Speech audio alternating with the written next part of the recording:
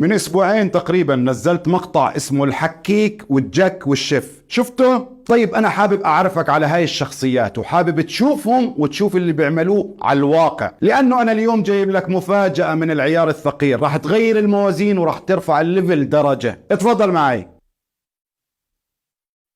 شو هذا؟ سيارة طبيعية فيها سائق طبيعي، صح؟ الإجابة لا صديقي، هاي سيارة الشيف. والآن وفي هاي اللحظة تم العثور على الفريسة وفي انتظار اللحظة المناسبة لإيقاعها. كيف؟ زي ما شرحنا بفيديو الحكيك والجك والشيف بالضبط حرفيا. على يمينك سيارة الحكيك، وهيها لاحظ معي طول الطريق ماشية على اليمين، وعلى شمالك سيارة الجك وهو الآن خلف الضحية وبنتظر بالفرصة المناسبة، وخلفك سيارة الشيف واللي بتم التصوير منها واللي راح ينزل بعد الحادث عشان يطبخ الطبخة. ليش بصوروا العملية؟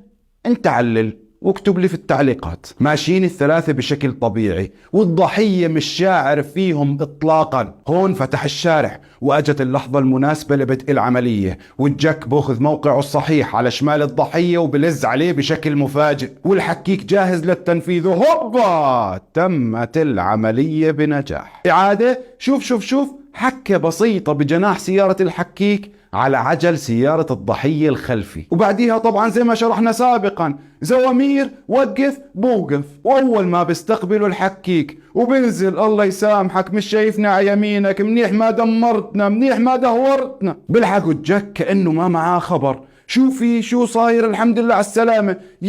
هاي سيارة سياحية فتحت كروكتها 400 دينار. وبعدها الشيف بنزل وبيحاول يمثل انه طرف محايد وبده مصلحة الضحية، وبصير يقنع فيه يدفع لهم 200-300 دينار احسن ما يفتح كروكة ويتعطل وشرطة ومغافر. وزي ما بتلاحظوا هون الضحايا مساكين واقفين بيحاولوا يستوعبوا الموقف، والحكيك والجك والشيف مسيطرين على الموقف تماما وعلى وشك يطبقوا الأمور وينهوا العملية. في النهاية أخذوا من الضحية اللي بيقدروا عليه زي ما حكينا سابقا 100 200 300، وهي تمت عملية الدفع مثل ما احنا شايفين، وتم تنفيذ الخطة كاملة بنجاح. وبعدها بنطلقوا يدوروا على ضحية غيرها. بعرف قريبي انه في بمخك الان عدة اسئلة، وراح تعيد المقطع مرة مرتين ثلاثة عشان تتأكد انه اللي صار واقعي وصحيح. انت عيد المقطع وتأكد، وانا بدي اجاوبك على بعض الاسئلة. السؤال الاول، مين اللي صور المقطع وليش؟ اللي صور المقطع قريبي هو شخص جالس جنب الشيف، وليش تحديدا ما عندي اجابة اكيدة،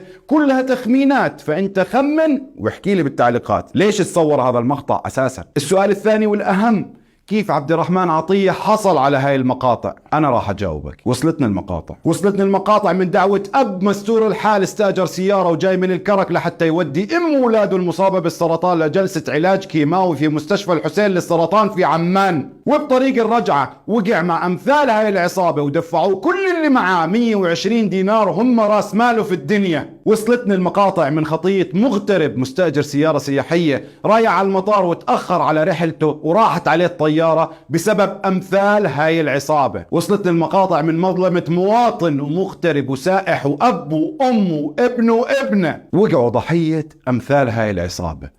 وصلتني بإرادة وحكمة ربانية بأنه يا إنسان أعطيتك فرصة وثنتين وثلاثة عشان تبطل ظلم الناس، وانت أبيت وتكبرت وأصريت إلا تكمل بالحرام والظلم. ربنا عادل وخطايا الناس بدك تدفع ثمنها شئت أم أبيت، والله حتى لو كنت سلطان قاعد على رأس برج عاجي في المدينة الذهبية. الظلم ظلمات قرايبي، وإذا عندك لسه الفرصة توب، لأنها يمكن تكون آخر فرصة. في النهاية ضروري جدا تحضر فيديو الحكيك والجك والشيف عشان تعرف كيف تتعامل مع هاي المواقف. وكنت معكم أنا محدثكم عبد الرحمن عطية، دمتم بخير وصحة وعافية.